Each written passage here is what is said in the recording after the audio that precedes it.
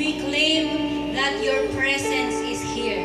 Salamat sa pag-akap mo, Panginoon. Salamat sa presensya mo. Salamat sa kapayapaan. Salamat sa joy na patuloy mong pinaparana sa amin. And Lord, we are declaring that we are victorious today. We are more than conqueror today. And Lord, we are blessed in the name of Jesus. In the name of Jesus. Lord, I ask, in the name of Jesus and the power of the Holy Spirit, may you alone, Panginoon, control this place. May you alone be lifted up in this place, O Lord God. Saturate every soul ngayong araw na to, Panginoon. Open our eyes of understanding, spiritual understanding, and our heart to really accept your word today, O Lord God. And I pray personally, Panginoon, be with me. Let your anointing overflow, Panginoon, sa buhay ko. Lord, do not use me as a source of information, but use me as a source of inspiration, O Lord God. May the word that I'm going to utter are just the word that coming from your word, the Bible, our holy book, our only source, Panginoon. At hayaan mo that every words that I'm going to speak today will bring forth blessing, will bring forth healing, be it spiritual, be it mental, be it emotional, be it material healing, O Lord. I declare na ito ang gagawin mo, Panginoon, sa araw na ito. And Lord, maraming salamat. Alam namin, Panginoon, kung gaano mo kami kamahal. You have said in your word, O Lord God, you give so much attention to your people. You know how many hair they have. You know when they stand, when they're about to sit down, when they're about to lie down. Lord, you know everything about us. Who is the man that you are mindful of? Salamat, Panginoon, that we are the apple of your eye, that you give so much importance to us, O God. And we just wanted to praise you for being our God, for being our Lord, our Jesus, our deliverer, our salvation, our redeemer, and our restorer, O Lord, in the name of Jesus. Lord, nawa itong mga terms na to hindi lang sa bibig namin lumabas, kundi lumabas ito mag-manifest sa bawat buhay namin.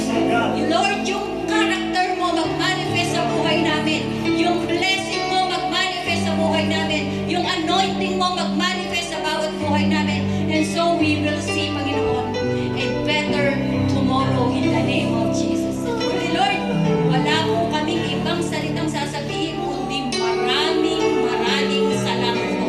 To you alone we give the glory, the honor, and adoration. This is our prayer in Jesus' name. Amen. Hallelujah. You are blessed. Ako lang. Ayan si Kuya, pakitapik mo malakas yan. You are blessed. Amen. Bawasan lang po natin yung echo ko kasi baka akala ko makakanta. Opo po. Ayan. Naniniwala po ba kayo? Alam niyo po, there is power in our tongue.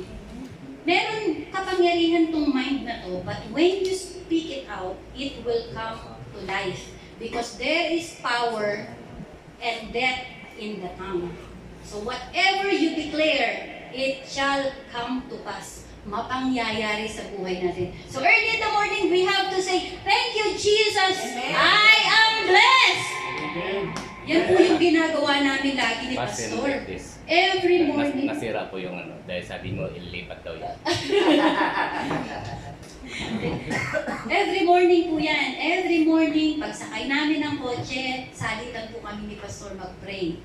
At hindi po nawawala that we are blessed, we are more than conqueror, we are victorious in Christ Jesus, and we are guarded by the power of the Holy Spirit. Yung peace ng Panginoon laging nandoon. Amen? Lagi po natin i-declare, hindi lang po sa sarili natin, maging sa mga pamilya natin. We are declaring that sa iglesia natin, sa mga anak namin, sa mga pamilya namin, keep on declaring. Kahit hindi mo pa nakikita because we walk by faith, not by sight.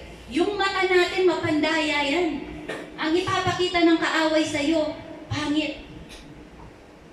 Nananambahan ka, lahat ng masama, lahat ng problema, iyaharap sa'yo ng kaaway para ma-distract ka. But then, the Bible says, we are walking by faith and not by our sight. And if we keep on going, kaya nga walking, it is ing. It is a continuous action. We are walking by faith. Hindi po sinabing we walk by faith. We are walking by faith. It is a continuous action. Continuous declaration na tayo ay pinagpala ng Panginoon. Amen po ba? Amen. Amen. Hallelujah. At syempre, palagi natin i-declare sa ating mga prayer every morning, let your kingdom come, let your will be done on earth as it is in heaven. So you can experience a peace, a taste of heaven here on earth. Huwag nyo nang hintayin mamatay kayo bago nyo maranasan ng heaven. Unfair yun. Kasi kalooban ng Panginoon na dito pa lang sa lupa ay pagpalain na tayo. Amen po ba? Kaya always declare, Ama namin, sumasalangit ka, sambahin ang ngalan mo dito sa lupa, gaya ng sa langit. Amen?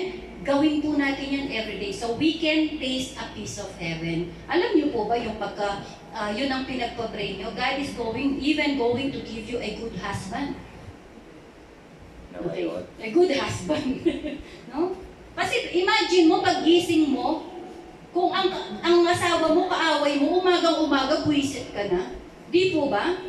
Umagang-umaga, maghapon. Lalo na kung wala kang trabaho, day off nyo, maghapon. Ang day off po namin, 2 araw.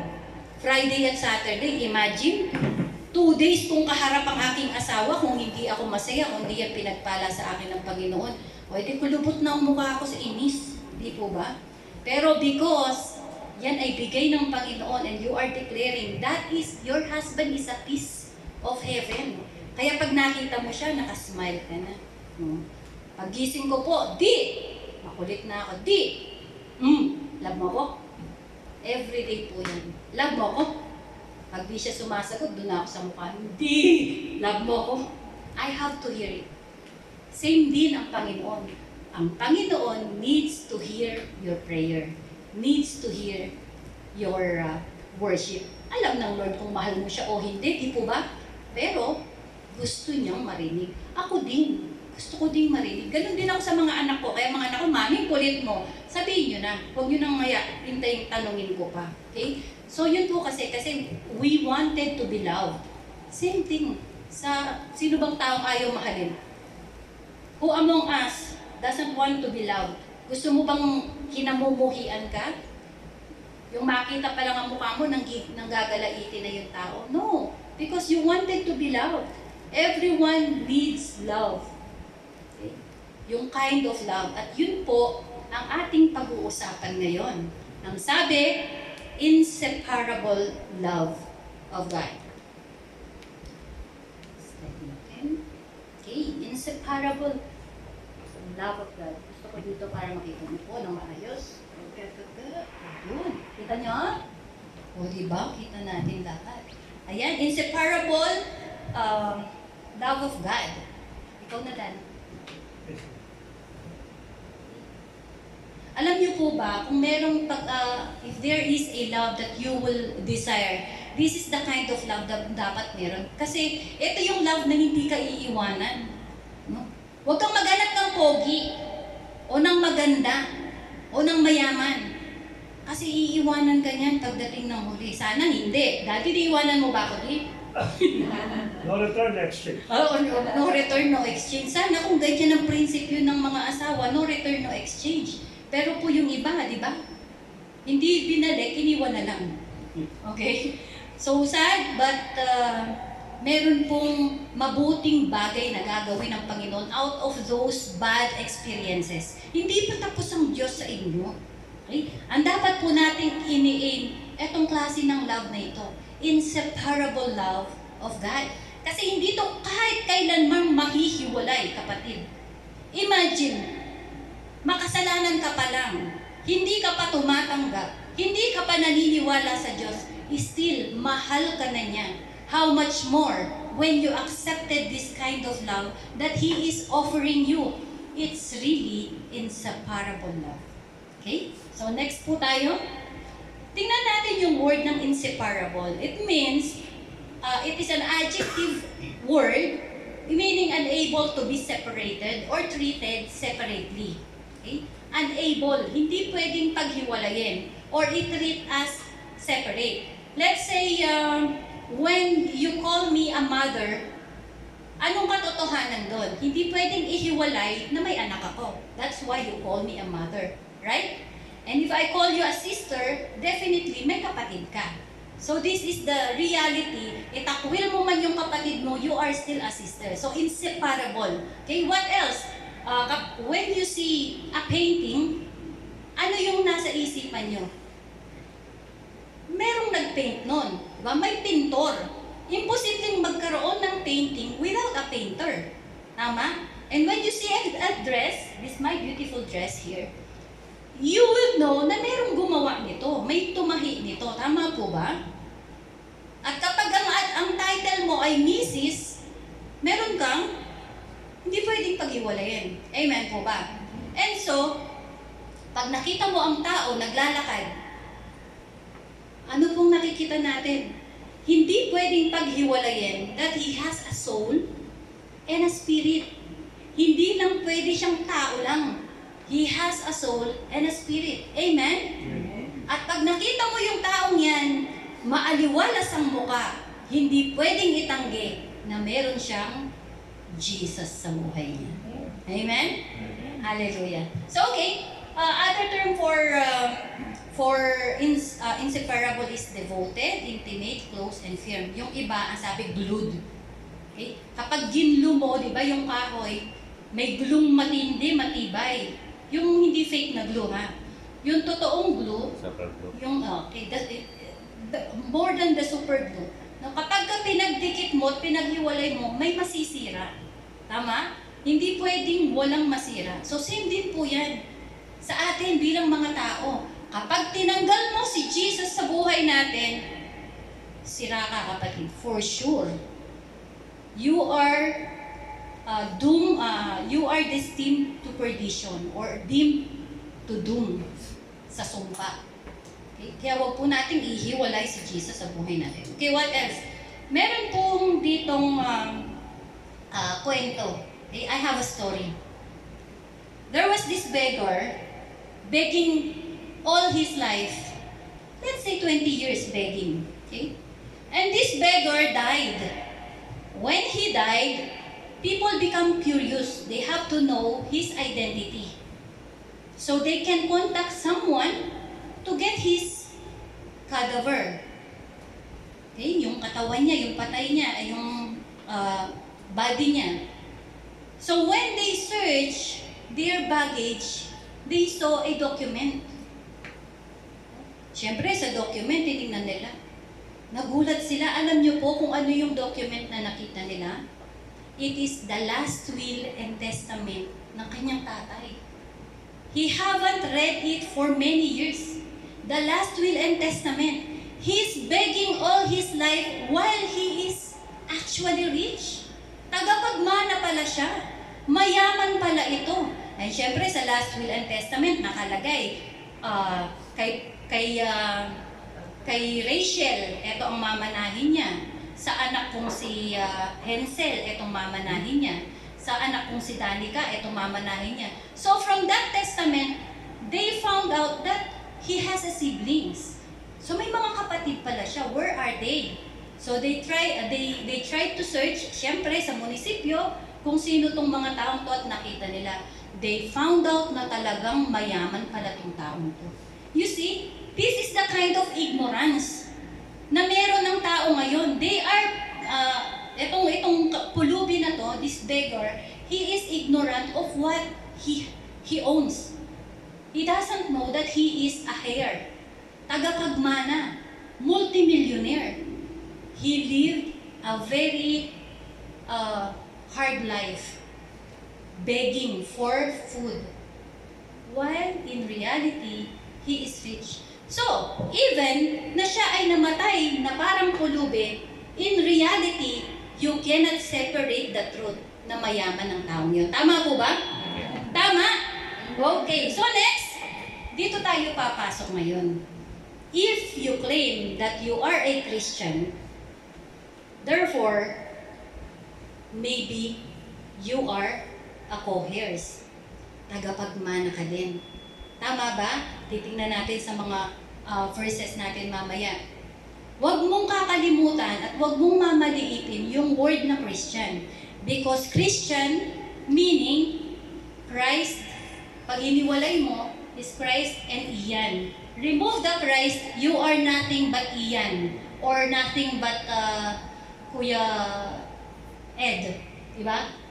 Pag tinambal ko si Christ, ako lang to. Si Irene lang to. And ang sabi nila, I am nothing without Christ sa buhay ko. So, kapag ginamit natin yung word na Christian, and pag tinanong ka, are you a Christian? Yes. Make sure that you really have Christ.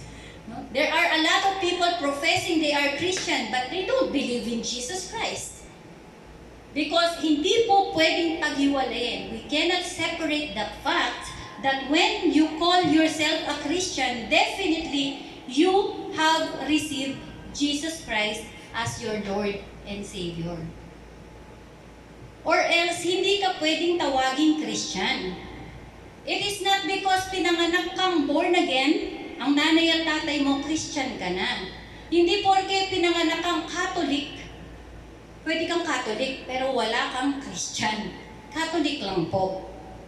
Kasi the word Christian, hindi pwedeng paghiwalayin. You must receive Jesus Christ as your Lord and Savior for you to be an authentic Christian. Tama po ba? So, tinanggap po ba natin si Jesus yan? Okay, pakitaas po ang mga kamay. Ayan, ayun, I praise the Lord. Kinabahan ako eh. Baka half lang yung pagtaas eh. Praise the Lord. And syempre, next, kailangan may tao. Hindi pwedeng tawaging Christian ang aso, ang hayop, no? An animal cannot be called Christian. It is only man, sapagkat ang man ang siyang may free will to accept the Lord Jesus Christ. With His free will. Without His free will, at pinag-pray mo lang siya ng prayer of acceptance, you are not qualified as a Christian. Because a true Christian, genuinely, with his free will, accept the Lord Jesus Christ as his Lord and Savior. And also, hindi rin pwedeng paghiwalayan, cannot separate the truth that you have been saved only through faith. By your faith, not because you are a good person, not because you are rich, not because you are entitled, not because you are intelligent enough, or meron kang posisyon, no? It doesn't really necessarily kailangan, or it is not a requirement for you to be a Christian na kailangan maging mayaman ka. No. The only requirement is for you to have faith in Jesus Christ alone. And then, syempre, hindi pwedeng mawala yung grace.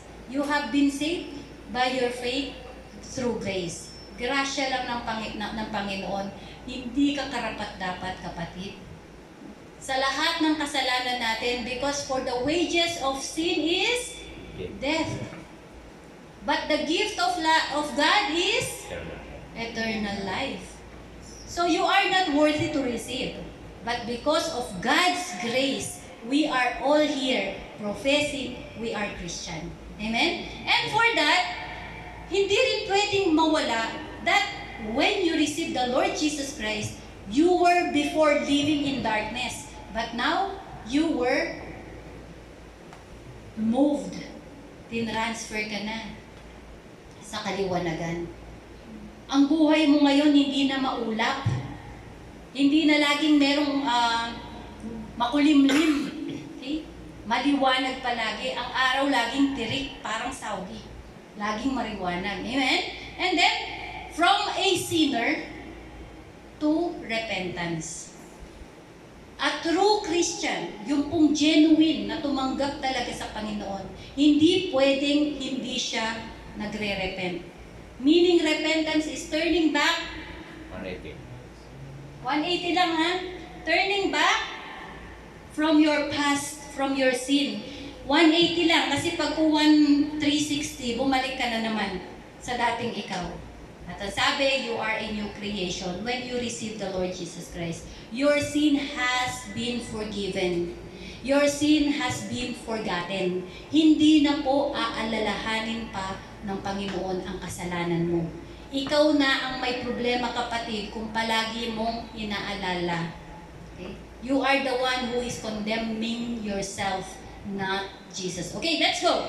Let's move. At ang syempre, may evidence of good works.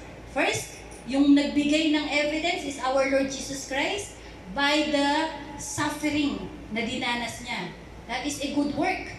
Good work for us to be saved, to have salvation. So the good work starts from Jesus Christ, not from you, kapatid. So you are not saved because you did the good work. It is Jesus Christ who faced all kinds of suffering and pain.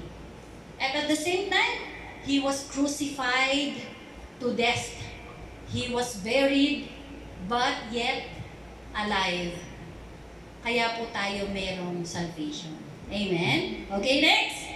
And of course, the inseparable love of God, hindi mo siya mauunawaan until you understand the inseparable truth.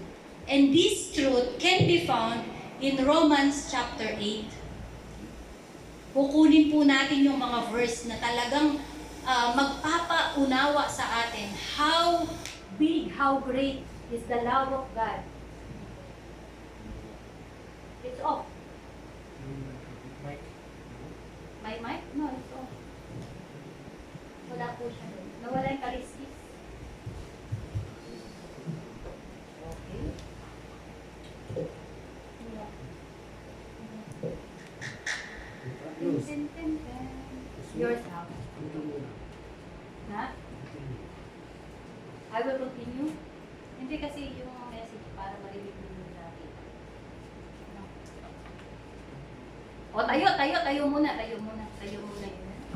Tayo dyan kasi baka makatulog kayo kakain. Hello. Tayo muna.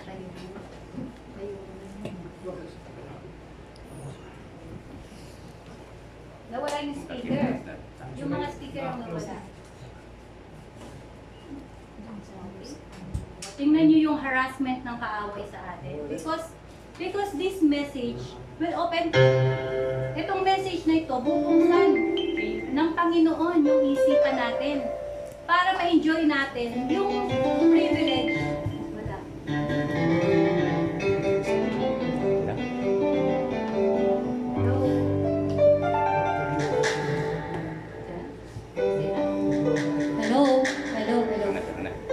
Hello. Nakasama ko ulit. Naglubat yan? Hello. Okay na po. Upo na tayo. Kasi baka maging komportable lang kayo kaya po kayo ginising, okay? So, ito po ang, ito yung kaparaanan ng kaaway na ma-distract talaga tayo. Because the reality, the truth, that God is going to reveal dito sa book ng Romans ay talaga namang, hello, ayan. Sa book ng Romans, para mas gusto ko yan. Okay na po yan. No? Kasi mas ma-echo yun. Okay. Sa book ng Romans, mas makiintindihan natin kung ano yung mga privilege natin. Baka katulad tayo nung prodigal nung beggar. Ano yung meron ng beggar na hindi niya na-enjoy? Yung luxury. Yung mana niya, di ba? Yung kanyang status, his status in life as a rich person, the opportunity to enjoy all the luxury in life, hindi niya na-enjoy. Baka naman tayo bilang mga Kristiyano, ganun din tayo. Tayo'y namatay na lang, hindi natin na-enjoy yung mga pangako ng Panginoon dito sa lupa. Hinintay mo na ma-experience mo yung mga blessing na yan dun sa kalangitan pa. Sayang, kapatid. Di ba? Kung may makikita kayong mga Christians, they are really, masasabi natin, so blessed. Kasi bakit? They understand the Word of God. And so, tingnan natin kung paano nga itong inseparable truth na meron tayo as a Christian. At ito ay kailangang panghawakan natin. Okay? Number 1. You are forgiven. You are no more condemned. No more condemnation. Kahit gaano pa kalaki, kahit gaano pa kagrabe ang ginawa mong kasalanan, you are no more condemned. You are forgiven and you are free. Ang sabi po sa verse, therefore there is now no more condemnation. Gusto ko tong version na to sa Amplified Bible version. Ang sabi kasi meron siyang open and close parenthesis. Sabi niya, no guilty verdict, no punishment. So alam niyo po, yung pagka hinarap ka sa judge, wala kang punishment. Wala, hindi ka, ang declared ng judge sa harapan mo, not guilty. Amen? Yan ka kapatid. Kaya kapag etong kaaway, palagi kanyang kinokondemn, kept on telling you, you are this person. You are this horrible person. Eto ka dati. Eto yung paraan ng kaaway. Napakalaki ng kasalanan ginawa mo. Di ka ba nahihiya? Pasimba-simba ka pa? Di po ba? Ito yung ginagawa ng minsan, hindi lang dito sa isipan. Satan is going to use people for you to be judged. At ikaw naman, nakinig.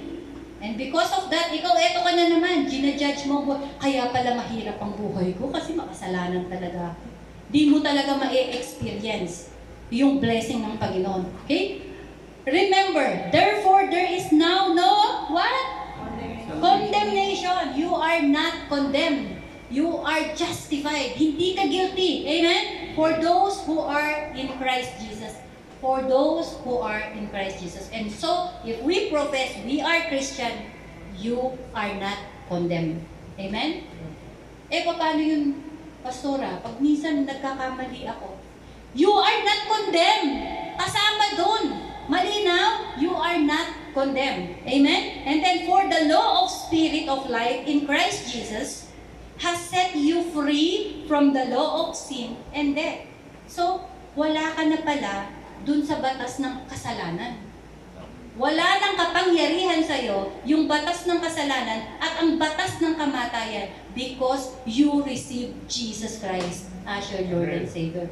Kapag ang kaaway nilalagay niya sa isipan mo, eto ka dati, you are not truly saved. You are not truly forgiven.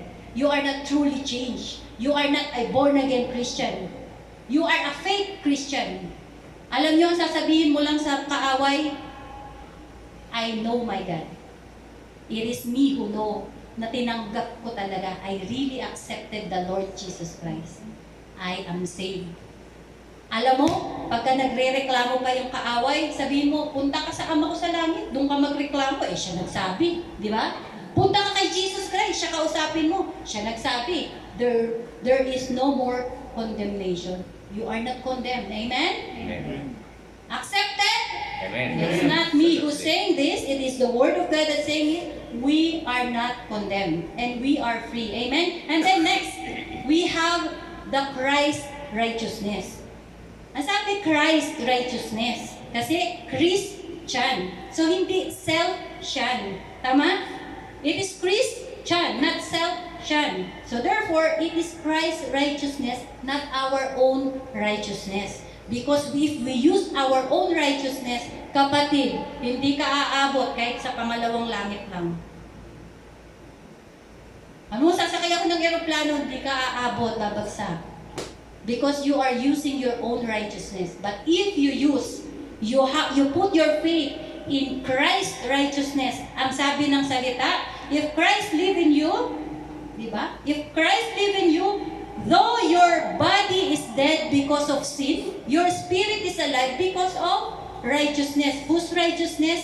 Which He provides. Si Jesus Christ ang nag-provide ng righteousness mo. Therefore, even, sabi dito, if your body is dead because of sin, kasi nagkakasala pa tayo. Sino ditong hindi nagkakasala? Uy, sorry po, hindi rin po ako yun. Nakakahiya pag sinabi kong hindi na ako nagkakasala. So kahit nagkakasala ka, ang sabi niya, mamatay man yung katawan mo, but your spirit is alive. Because of Christ's righteousness, not because of your own righteousness. Amen? And then next, definitely hindi pwedeng paghiwalayin. The truth, if you are a Christian, you definitely have the Holy Spirit. Ang sabi sa verse, and if the Spirit, ito pong lahat ay Romans chapter 8. You can read it when you go back to home. Pwede nyo po siyang basahin, pakinggan, para talagang magrema sa buhay natin. Actually, itong message ko na to, dumating siya sa akin last Tuesday, kasi pinakinggan ko lang to. Habang nasa work ako, naka-earphone ako, pinapakinggan ko lang po yung Romans chapter 8. And I come up, sabi ko, Lord, ito pala ako. Ito pala yung privilege ko. Ito pala yung benefits ko as a Christian. Kailangan malaman ng mga kapatiran. Kailangan spread natin itong balitang ito for them also na maranasan nila yung klase ng victory na meron ako. Amen po ba? Kailangan sinishare natin yan. Hindi dapat stingy. Hindi tayo dapat madamot. Kapag nakita mo yung sikreto, actually it's not secret, it's hidden. At naging effective sa buhay, share mo sa mga kapatiran. So share natin si Jesus Christ. Amen? Okay? And so, therefore, you have the Holy Spirit. And when you have the Holy Spirit, you definitely have the power. Okay? And if you have the power, you can pray for the sick, heal the sick, pray the sick, cast out demons, do miracles, and mighty things. And you can do good works because you have the Holy Spirit. And sabi dito, the Holy Spirit, if the Holy Spirit of Him who raised Jesus from the dead lives in you, malinaw? Sabi niya, if the Holy Spirit of Jesus lives in you, kasama niyo po ba? Do you believe that the Holy Spirit lives in you? Amen? Sabi, kung nasa atin ang Holy Spirit, He who raised Jesus Christ from the dead will also give life to your mortal bodies through His Spirit who lives in you. At ang kasunod niyan, hindi po pwedeng may Holy Spirit ka, hindi po pwedeng hindi mo maranasan ang eternal life. Because sabi niya, yung Holy Spirit na nabubuhay sa iyo, ang siyang bubuhay sa iyo. Sabi niya, di ba? For you, tuloy natin sa 13, for if you are living according to the flesh, you are going to die. But if you are living by the power of the Holy Spirit, you are habitually putting the death and sinful deeds to the body. You will really live forever. So this word, live forever, that is the eternal life. So if you're really praying for an eternal life, you can have it, mga kapatid. But, huwag kayong maghintay na mamatay para ma-experience yung heaven dito sa lupa. Amen? Next po. Siyempre, eto pa ang privilege natin. Maybe hindi nyo alam that we are sons of God. Ang sabi niya sa 14, for all who are allowing themselves to be led by the Spirit of God are sons of God. Nakakalima tayo, mga kapatid. Meron po bang tumatanim sa mga isipan natin? Kailangan po ninanamnam natin itong katotohanan na to na hindi talaga pwedeng mawala sa isang Kristiyano. And if hindi pa natin itong mga nararanasan, claim it from today. And we are going to experience this. Okay? Next, of course, ito yun eh. Yung beggar, ito yung nakaligtaan niya. Meron siyang inheritance. And so, if we are a born-again Christian, if we accepted the Lord Jesus Christ as a Lord and Savior, paulit-ulit po ako. Therefore, ang sabi ng salita sa verse 17, and if we are His children, di ba? Sabi, we are sons of God. So, we are His children. Then, we are heirs also. Tagapagmana din daw. Heirs of God and fellow heirs of Christ. So, tagapagmana tayo kasama ng Panginoong Jesucristo at ng Diyos. Okay? And that if indeed we share His suffering, so that we may also share His glory. Ito ang problema. Hindi naman porke ikaw ay tumanggap sa Panginoong Jesucristo bilang kanyang anak, ay wala ka ng test and suffering. Automatic po yan. Kasama po yan. Test and suffering is kaparte ng inheritance. Okay? Kaparte yan ng inheritance mo, whether you like it or not. For example, pinamana ko sa anak ko yung bahay namin. Merong parte sa bahay ko na masira na. Amen? Pabulok na yung bahay na yon, yung part na yon. kasama sa inheritance niya o hindi?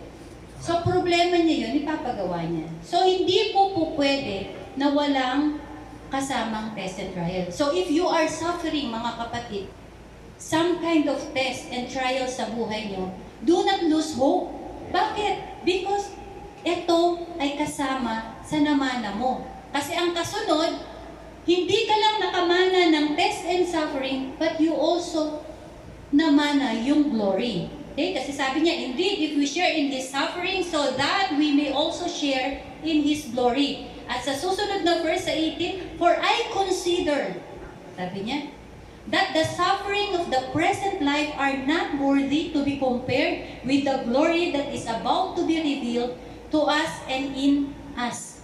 So you see, yung suffering mo mga kapatid, it's just a temporary. Dito lang yan. And yung glory, mag-umpisa dito sa lupa hanggang dun sa kalangitan. So do not compare your suffering, your pain, your agony, no? Yung lackness natin sa mga anumang material na bagay. Do not compare it, sabi niya, dun sa bibigay na glory ng Panginoon sa atin. Okay? The glory here, dito pa lang mararanasan na natin, and much more when we depart earth at nandun tayo sa presensya ng Panginoon. The more glory we are going to experience. Amen? Okay, next. Of course, kasama nga yung test and suffering. But the good thing, even you are in the test of suffering, God is helping you. Naniniwala po ba kayo? Minsan sa sobrang dami, because of the heaviness of the problems, the trials that you are facing, that you are in, no? Yung talagang nandoon ka, Lord, eto, kakatawag lang nung anak ko, tuition fee. Eto na naman, pinapalayas kami sa bahay. Tapos eto na naman, sinisingil na naman ako sa kuryente. At pagkatapos, Panginoon, nanakawan pa ako ng cellphone. Ay, di ba? Sunod-sunod. O, pagkatapos, tumawag na, yung anak niya may sakit pa. Ngayon, alam mo itong mga bagay na ito, then it will blind you sometimes. It will blind you of the reality, the fact, the inseparable truth that Jesus is for you. That Jesus is not against you. Kaya huwag mo sasabihin, Panginoon naman. Di pa natatapos itong problema na ito? Here comes another one. Meron ba talagang Diyos? When you ask that, oh, you are wavering with your faith. Never ask, may Diyos ba? Because God is really existing. The real fact that you are alive and you are suffering all these kinds of trials in your life, you are alive. Jesus is alive. Amen? Because He says in His Word, this is a guaranteed help. A guaranteed help na hindi mo lang napapansin.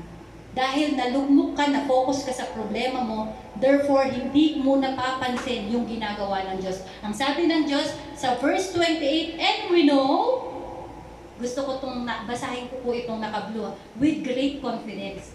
Kailangan meron tayong confidence. Talagang naniniwala ka. That God, gusto ko rin to, who is deeply concerned about you, causes all things to work together for good to those who love God, to those who are called according to His plan and purposes. Amen? So if you are in this kind of trials, hindi mo alam, God is working behind the scene. He is causing everything to work all together for good pala. Pag natanggap mo na yung pagpapala, yung sagot ng Panginoon, kaya pala nangyari yon. Now, alam ko na, kasama ko nga pala ang Panginoon nung oras na may problema ako. Kaya pala nangyari to. Tapos nagulat ako, nangyari na naman tong bagay na ito. Pero dumating itong ganito. Ito pala yung paraan ng Lord. So, help is with you. Hindi ka kailanman iiwanan ng Panginoon. He will never ever leave you nor forsake you. That is the inseparable truth. Hindi ka iiwan ng Panginoon in times of your trials. Kung iniisip mo that you are alone facing these trials in your life, you are 100% mistaken, mga kapatid. Because God never leaves you. And He is working with you. with you and for you.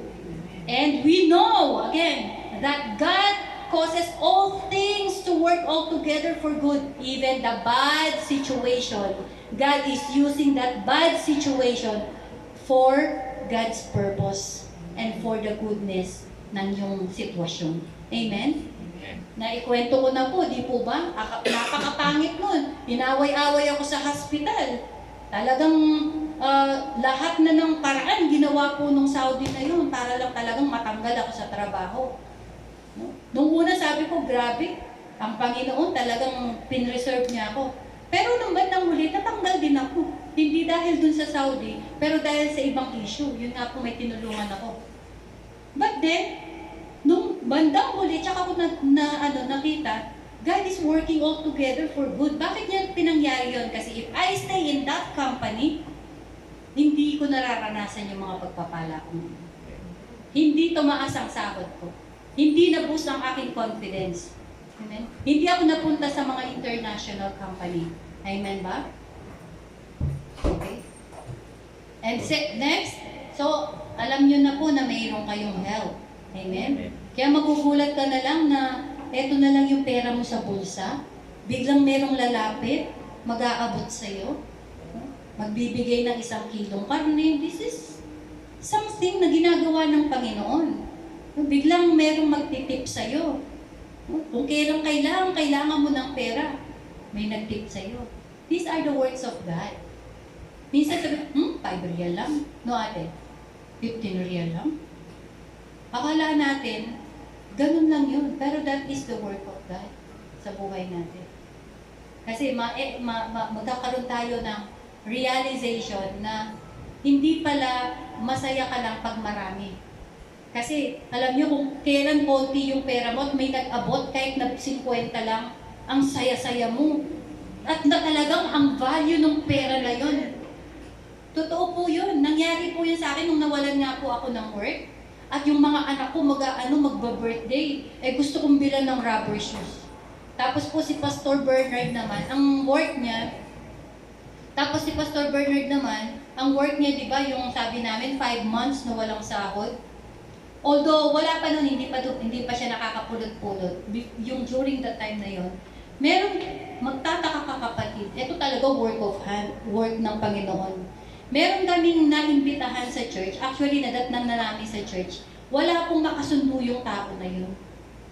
Kasi masungit talaga. At talagang napaka-stingy. Alam niyo po, pag sinamahan namin yan sa sa Panda, yung sukli niyang halala, pag hindi binigay, aawayin niya talaga yung Kami po ni Pastor Bernard, tumatalikod na lang eh. Totoo po yan, asawa yan ng foreigner. Amerikano pa yun, sa compound pa nakatira. Tapos yung kanyang mga stock po sa ref, na-expire na sa dami, pero yung 25 halala, 10 halala, aawayin na talaga yung yung nasa counter. Alam niyo po yung tao na yun, nung tumawag siya sa akin, Irene, sabi niya, magba-birthday ako, pwede mo ba akong pagluto ng pansit? Ay, oo ate, sure, ano ba gusto mong lutuin? Tapos ganito, ganyan. Ay, ka-birthday mo pala magka-Christmas yata yun. Basta magka-Christmas yata. O, yun, tapos sabi niya, gusto kitang bilan ng regalo, wag na ako, yung mga anak ko na lang. O, binilan niya po ng rubber shoes silang dalawa. Ito ay amazing. Alam mo ang Panginoon ang kumilos. Kasi bakil talaga, kapatid. Bakil talaga. Totoo po yan. Talagang pag nag-sharing kayo sa talagang kukumputin niya. Pati po yung halala talagang dapat yun talaga ang sharing nyo. Kaya alam mo ang Panginoon ang siyang kumilos. 2 rubber shoes. Di po ba? Nike na rubber shoes. Imagine, sabi ko, praise the Lord. Hinipo ng Panginoon yung tao yun. At tapos meron pang isang kapatid, si Ate Beth, wala din siyang trabaho. Ang asawa niya, si Kuya Ronald, na architect. Mahiyain din magpasahod yung boss ni Kuya Architect. Madalang din magpasahod. Pero alam niyo po, nung tinanggap niya yung sahod niya, talagang isiningit, after kong mag-message, isiningit niya talaga yung pera. Binigyan ako ng 50, naiyak po talaga ako. Kasi that time, sakto yung nabasa ko. Ang sabi niya, yung mga taong nananampalataya sa Diyos, para silang nakatanim sa tabi ng sapa. No, dumating man yung tag-tuyot, hindi sila malalanta at patuloy silang mamumunga. Sabi ko, Lord, oo nga, tingnan mo. 50, 20, dinanas po namin yan. Akala nyo naman po, hindi namin dinanas yung ganyan. Talagang yung 50 lang, yung 20 lang, talaga namang these are really worth more than 1 million during that time.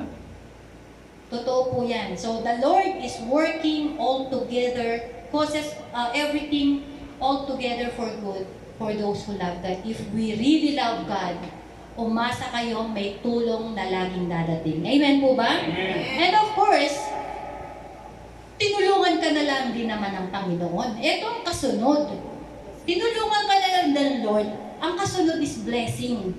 So therefore, ang galing ng Romans chapter 8, ano? Kumpletong-kumpleto talaga. Ang sabi niya sa Romans chapter 31, what then shall we say to these things? If God is for us, who can be against us? Okay? Sino magsasabing mahirap ka? Sino magsasabing wala kang kwenta? If God is for us, who can be against us? Wala kayong trabaho ngayon, umaasa lang kayo kay ganito, kay ganyan. Sinong magsasabi nun? Ang sabi niya, who can be against us? If God is for us, who can be against us? He who did not spare His own Son, but gave Him up for us all, how will He not also, along with Him, graciously give us all things? Kung ibinigay nga naman yan, if He has given His only begotten Son, Jesus Christ, as a sacrificial offering for all our sin, how much more, ang sabi niya, graciously gives us all things. Think everything that you can imagine of. God is able to give that sa buhay mo. Amen? Huwag mong pagdudahan. Huwag mong pagdudahan na ang tulong ng Diyos ay nandiyan, and never doubt that God is going to bless you more than you are expecting. Amen? Trials are just a test of your faith. At pag napagtagumpayan mo yung test na yan, kapatid, I'm telling you, you will experience a tremendous blessing coming from above. Amen? Amen. Praise the Lord. Purihin po natin ang Panginoon. At ito pa, inulit sa number 9. Yung number 1, ang sabi, there is now no more condemnation. Amen? You are justified, you are free, and same inulit po dito, justified. Alam niyo po pag sinabing justified, yung status mo. Kasi pagka humarap ka sa hukom, di ba, at ikaw ay napagbintangan na pumatay nito, pumutay nun, kahit wala ka pang verdict, ang tingin sa'yo, mamamatay tao. Amen? Totoo po ba yan? Di ba? Hindi pa siya nabibigyan ng verdict na siya ay tunay na pumatay o kriminal. Ang tingin ng tao sa kanya, kriminal na. Okay? Pero pag sinabi ng judge, not guilty, yung status mo as a normal citizen, bilang normal na tao, malinis na tao, ang pangalan mo malinis, babalik lahat yon. So ito rin ang ginawa ng Panginoon sa atin. Sabi niya sa verse 33, who will bring any charges against you? Is it God who justifies us? Ay, mali. Magsalamin tayo. Mali. Who will bring any charge against God's elect? Sino daw ang magbibigay ng charge or kaso ng bintang sa'yo? Okay? It is God who justifies us. Who is the one who condemns us? Christ Jesus is the one who died. And more than that, who was raised and who is the right hand of God interceding for us. Sino daw ba ang makakapag-apila ng anything laban sa atin? Eh kung mismong si Jesus Christ ang nagbigay ng justification mo. Siya yun daw namatay para ikaw ay magkaroon ng justification. Ikaw ay magkaroon ng identity in Christ. You are saved. You are Christian. Huwag mong kakalimutan yung word na Christian ay napaka-lalim ng kahulugan yan. Okay? At ang sabi pa nito, and who is at the right hand of God interceding for you. Namatay na siya, wala na siya dito sa lupa, pero nandoon siya. He is seated at the right hand of God, interceding. You know what is interceding? In another word, yung word ng sa government word, pleading, petitioning. So, kunwari, nagkaroon ka ng kasalanan, mayroong nag-charge sa'yo, di ba? May nag-charge sa'yo, si ganito, si ganyan. Ito po, gawa ni Satan. Remember the story of Job? No? Satan went to heaven, at ang sabi niya kay Jesus, itong anak mo na to, ganito ginawa. Di ba? Pero dito, kunwari, sabi niya, si Danica, nakita ko, nung isang araw, pumalya. Gumawa na naman ng kasalanan. Ang sabi ni Satan kay Jesus, nakaupo siya sa right hand of God. Ang sabi ni Jesus, siyang yung attorney. Interceding, ibig sabihin pleading, petitioning on your behalf. Ang sabi niya, Father, I died for her. I gave my blood for her. Don't look at her as Danica, but look at her as me. That's why Christian is a deep word.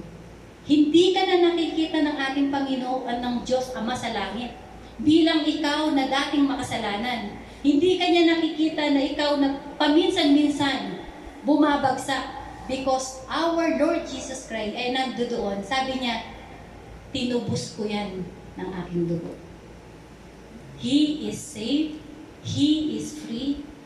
There is now no more condemnation on those who accepted me as their Lord and Savior. Amen? Hallelujah. Let's give God a power.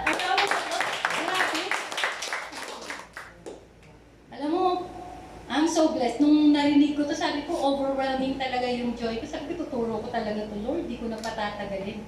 And syempre, because you are justified, you are victorious. And sabi, yet in all these things, we are more than conquerors and gain an overwhelming victory through Him who loves us.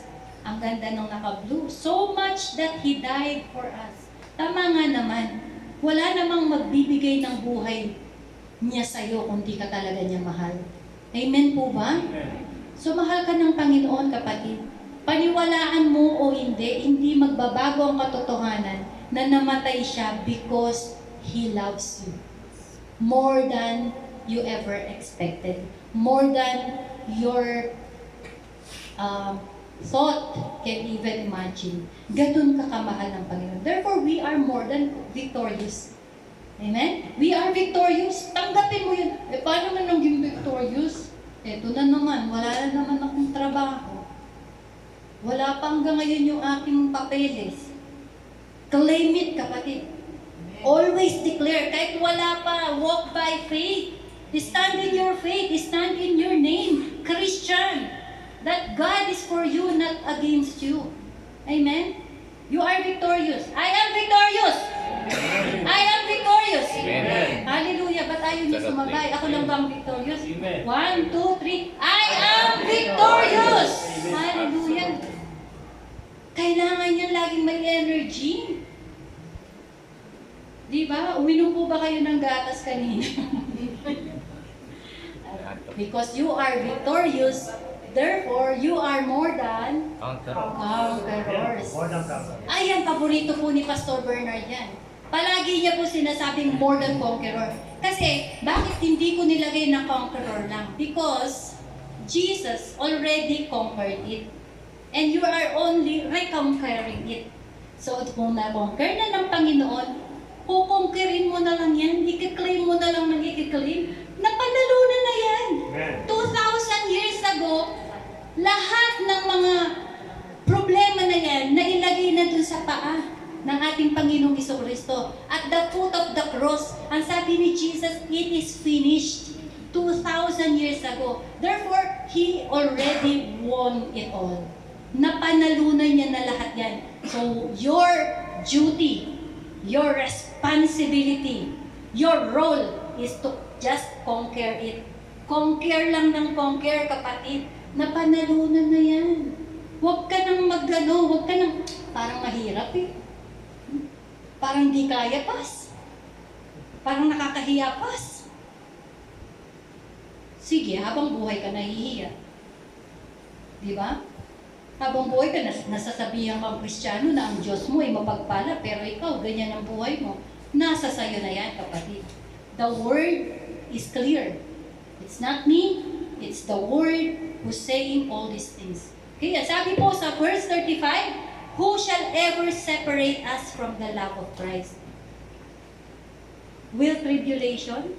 Ito bang mga paghihirap? Or distress? Persecution? O Kristiyano ka po, hallelujah ka po. Eh kung maglaba ka na lang sa bahay, kaysa punta-punta ka dyan sa Friday service na yun. Hallelujah pa. Lagi namang walang pera. No, di ba? Ito ba mga persecution? Di na lang sumama mag-swimming sa atin. O nagbatha. Hallelujah pa, okay? Or famine, taggutom, or nakedness. May nakaranas na ba ng gutom sa atin? God will not allow that. Or nakedness, kahubaran, or danger, or sword. Sword talaga. Kasi nung pong panahon na yun, talagang pinuputol ang ulo ng mga mananampalataya. Mapalad po tayo ngayon, meron pa tayong free pagkain. Transpo pa kayo, talaga naman, alas 5:30 pa lang, gising na po kami. Ano, Kuya Arnold? Alas 5:30, gising na si Kuya Arnold, dumating dito, alas 11 na. Imagine nyo po yun. Ganyan po ang pagmamahal ng mga kapatiran sa inyo. Because gusto nilang marinig ninyo yung message na ito. Amen po? Okay. And so, sabi niya, yet, in all these things, we are more than conqueror and gain an overwhelming victory through Him who loves us. So, ano man yung problema mo, kapatid? Sabi mo, mali lang yan. Kasi ang sinabi ng Panginoon, you are more than conqueror. Amen po ba? Amen! Amen. Amen po ba? Amen. Hallelujah. And, syempre, yung katotohanan na yon ay hindi lahat mapangyayari kung hindi rin lang dahil sa isang bagay. Because of inseparable love of Jesus. At yan po yung title natin, Inseparable Love of God. Ang sabi dito, pakapakinggan nyo, basahin nyo po kung gusto nyo. Ang sabi niya, I am convinced and continue to be convinced beyond any doubt. Dapat ganito yung character natin. Yung paniniwala natin, continue to be convinced beyond any doubt, nang walang pagdududa. Okay?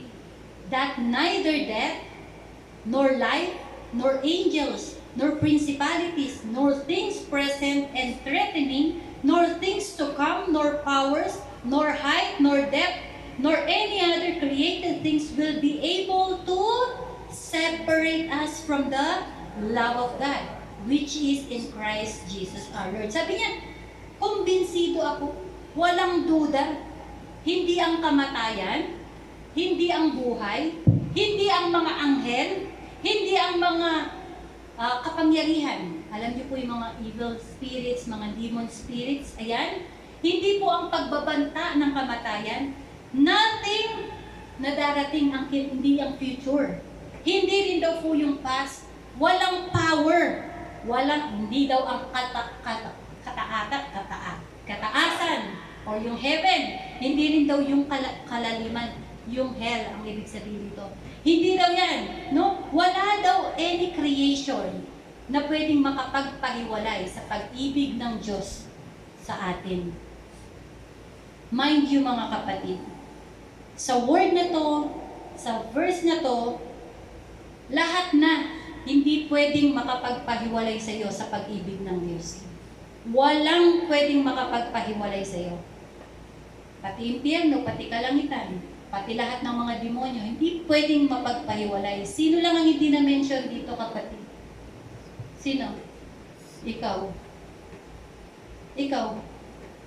So it is your choice today to believe in God. Ngayon, pag ikaw ang humiwalay, hindi naman po mapamilit ang ating Panginoon. Ang sabi, God is operating under your free will. Hindi niya i-violate yung free will mo. Pag ayaw mo sa langit eh. Bakit kanya pipilitin? God ay isang Diyos na nagre-respect. Okay? So kung ayaw mo kapatid, di ka pipilitin ng Panginoon. So above all this, sa phrase na to, sa verse na to, walang minention na bagay na pwedeng makapagpahiwalay. Sino lang? It's your decision if you want to be separated from the love of God. At mangyayari lang yon sa end times. Dun sa final judgment. Anak, it is your decision na huwag akong makasama. So, saan ka pupunta? Is it clear po ba? Clear po ba ang salita ng Panginoon? Walang pwedeng makapagpahiwalay. Hindi ang chismis. Hindi yung paninira ng ibang tao. Always remember na mahal ka ng Diyos.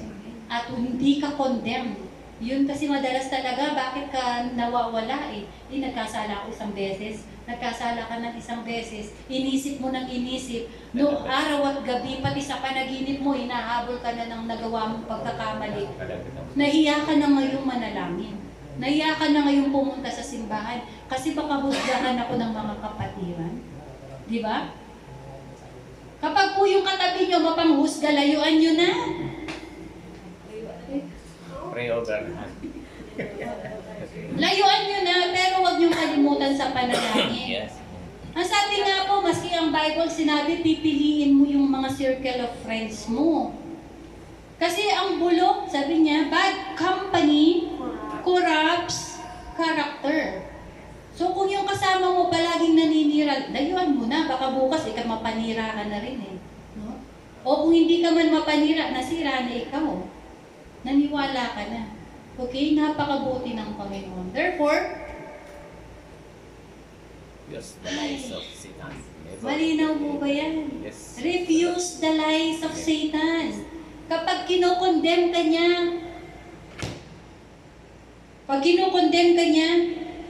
I rebuke you, Satan, in the name of Jesus. By His word, I will stand firm.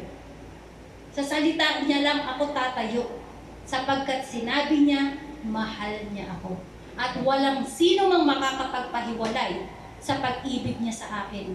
He is my help in times of need. Okay? God is for me and not against me. No one can say, guilty ka. Siya lang. Pero sabi niya, hindi ka guilty. Di ba? We are in Christ. Okay? And then, never let the devil steal your truth. What is the truth? Alam niyo po, why we need to... You're so tired, sister? What happened? Because of the food. No, it's okay. I'm listening. I'm from outside. Okay. Yeah, don't worry. Tingnan niyo naman po, tayo'y kumakain pa lang ng salita ng Diyos, may naghahanda na ng pagkain. God is so wonderful and awesome sa buhay natin. Okay? We have to refuse the lies of Satan. Why? Because ang sabi sa John 10:10, the thief comes only to steal and kill and destroy. He comes to steal your faith. Bakit ka naligtas? Because of your faith. Bakit mo dadanasin lahat ng mga sinabing mga blessing kanina, yung mga benefits kanina? Because of your faith. And so ito yung ginagawa ng Satanas para kunin yung faith mo. Patayin niya yung faith mo. Yun yung paraan ni Satanas para hindi mo ma-experience yung mga blessing na to. Kaya kapag ka dumarating siya at binibigyan ka ng kasinungalingan, it seems true, magaling ang kaaway. Mukhang totoo eh, di po ba? Yung panunukso niya sa ating Panginoong Jesucristo, ginamit niya, Word of God. Kung totoong anak ka ng Diyos, gawin mong tinapay ang mga bato. Kaya, nasa Word naman, di ba? Kasi si Jesus pinukpok niya lang ng yung bato, lumabas ang tubig. Kaya niya. Ni Moses. Kaya niyang gawin yung mga bagay na yun. Pero ang sabi niya, man does not eat alone or live alone, by bread, but by every word that comes from the mouth of God. So gagamitan din natin ng salita ng Lord. Ang sabi sa Romans chapter 8, kahit hindi mo alam ang verse, alam na ni Satan yun, nagbabasa yan. Ginamit niya nga kay Jesus Christ, di po ba? Ginamit nga din niya kay Adan at Eva. Totoo ba? Pero may twist. Kasi ang sabi ni Jesus Christ, pag kinain mo, mamamatay ka. Pero ang sabi niya, totoo ba? Kapag hinawakan mo, pag tiningnan mo, mamamatay ka. O nung tiningnan, di mamamatay. O, kinain na. Ato, trap yan. Okay? Ang salita, baka naman nakakaya naman si Satan, master ang tayo, wala tayong alam. So, ito po, So, he will do all his power para mawala yung pananampalataya mo. Para hindi mo ma-experience itong Romans chapter 8 na to. Therefore, ang strategy, never let the devil steal your truth. And what is your truth? The inseparable love of Jesus. Okay? Walang makakapagpahiwalay. Unless you choose. Okay? It's your choice. Today is your choice. And next, today is your choice. To believe ba? To believe sa salita ng Panginoon.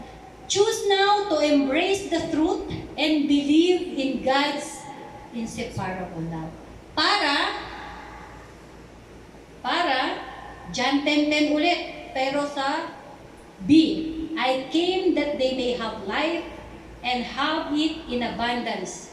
Open and close parenthesis, to the full till it overflows. It will overflow. Okay? If you choose now, today kapatid, at embrace mo yung katotohanan ng Romans chapter 8, dahil tinanggap mo ang ating Panginoong Jesucristo as your Lord and Savior, therefore, John 10:10 will be true in your life. It will manifest in your life. Ang sabi ulit sa John 10:10, I came that they may have life and have it in abundance, to the full till it overflows. Sobra, kapatid. Sobra sa pangangailangan natin. Pwera lang kung magarbo ka sa buhay. Kasi po kami ni Pastor Bernard, for the glory of God, nag-overflow. Kasi kung ang kailangan lang namin pagkain, sobra talaga yung sahod namin. Amen po ba? Pero kung talagang magasto ka, magarbo ka sa buhay, kulang ang pera mo. Hindi yan sasapat. Hindi yan sasapat. No? Amen? So, it is your choice, mga kapatid. Sino pong nag-choose na maniwala sa katotohanan? Amen. Absolutely. Maniwala that Jesus loves you. Amen? Hallelujah. O sige po, tayo tumayo. Tayo po'y tapos na.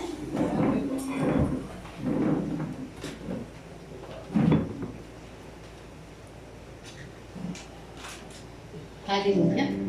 Hallelujah. Manalangin. Let us all bow our heads. Hallelujah. Lord, again, maraming salamat po for the truth of your word, O Lord God. Thank you for the Holy Spirit that gave us this fresh revelation, the deepest meaning of Romans chapter 8, that in Christ Jesus, we can experience an abundance life here on earth.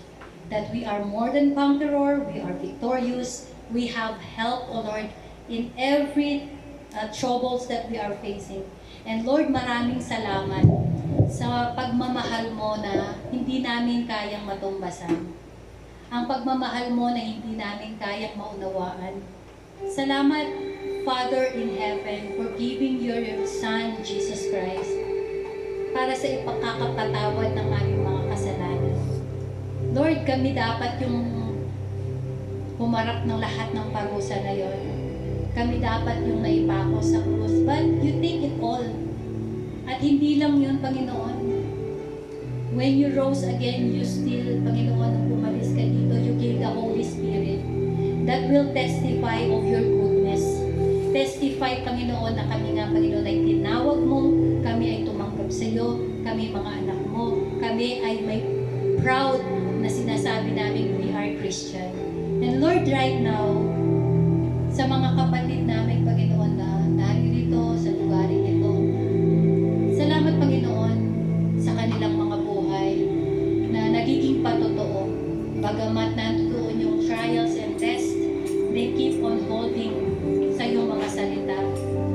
silang nagle-let go dun sa pag-ibig na meron ka para sa kanila. Salamat, Panginoon.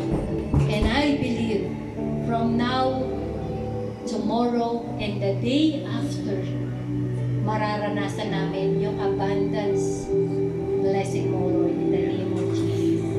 In the name of Jesus. I declare that every kind of blessing and every spiritual blessing ay tatanggapin ng bawat taong nakarinig ng mensaheng ito, maging ng mga nanonood sa aming live screening. Maraming salamat, Panginoon. By the power of the Holy Spirit, I claim and I release the blessing is abounding sa bawat buhay natin.